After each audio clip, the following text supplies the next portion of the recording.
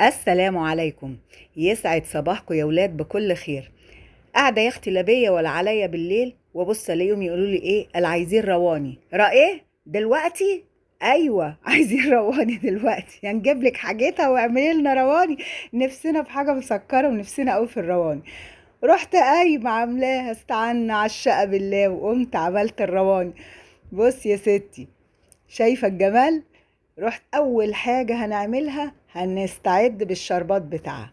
ننزل بكوبايتين سكر على كوبايتين ميه، وباكل فانيليا وعصرة ليمون بسيطة كده، ونحطها على البوتاجاز. يا دوب بتقعد بتاع 10 دقايق، من 10 دقايق لربع ساعة بالكتير، واطفي عليه. بس خلاص الشربات بتاعنا بقى زي الفل كده.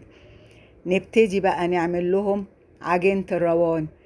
جبت بيضتين وعليهم الفانيليا، وطبعا ما تنسيش يا اما معلقتين خل، يا اما ليمونايه معصوره حلوه بتبيض العجينه. ما كانش عندي خل الحقيقه، رحت نازله بالليمون. طيب، وحطيت الفانيليا وكوبايه الا ربع سكر، وضربتهم كده في الخلاط. اضربيهم ضربه حلوه كده لحد ما تحسي ان السكر يعني بدأ يدوب. نزلت عليهم بكوبايه الا ربع سمنه على زيت. عايزه تحطي زيت خالص حطي زيت خالص، عايزه تحطي سمن، ايه اللي عندك ايه اللي موجود، المهم كوبايه الا ربع. كان عندي لبن رايب، رحت حاطه كوبايه. طيب ما عندكيش لبن رايب، حطي لبن عايب. آه لبن حليب، حطي لبن حليب. معلش يا ولاد، السن له حكم، ما تاخدوش على كلامي. واضربي كويس. وكوبايه ونص دقيق. وحاولت اعمل الحركه دي واحط بوز المج في البتاع وانزل منزلش، رحت عاملاها عادي بقى من المنخل عادي. وكوبايه سميد بسبوسه. يعني ايه كوبايه سميد بسبوسه وكوبايه ونص من الدقيق.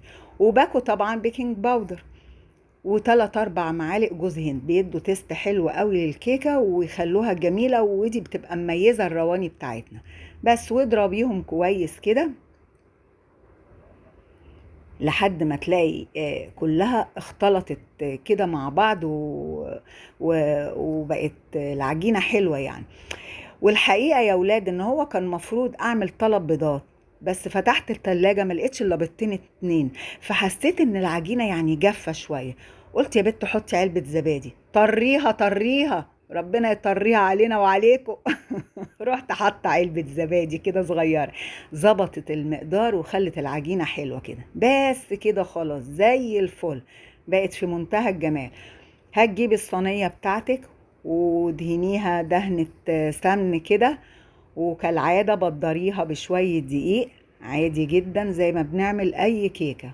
وصبي العجينة بتاعتك، وفي الوقت ده طبعا الفرن يكون والع. من أول ما بتقولي بسم الله الرحمن الرحيم وتبتدي تعملي الكيكة، الفرن بيكون والع على درجة حرارة 180.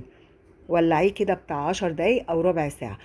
وبعد ما بطنت الصينيه اهي، صبيت العجينه بتاعتي وهدخلها الفرن. هتقعد قد ايه؟ ما بتقعدش كتير، دي بقى النوع ده ما بيقعدش كتير، يا دوب بتاع نص ساعه وهتلاقيها ظبطت واستوت. ان لو لقيتيها استوت من تحت ولسه بيضه من فوق، ولعي الشوايه وخليكي واقفه.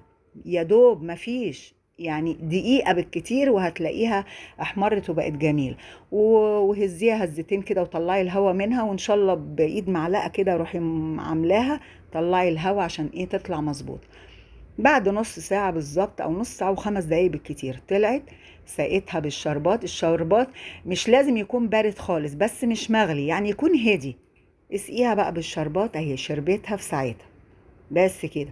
شوية جوز هند كده ورشراشي على الوش وزوقي المسائل وخليها حلوة كده. هي الرواني كده، ايوه اسمعي الكلام، بتبقى عليها جوز هند. مش عايزة تحطي، ما بتحبيش، خلاص ما تحطيش، دي حاجة ترجع لك انت حرة.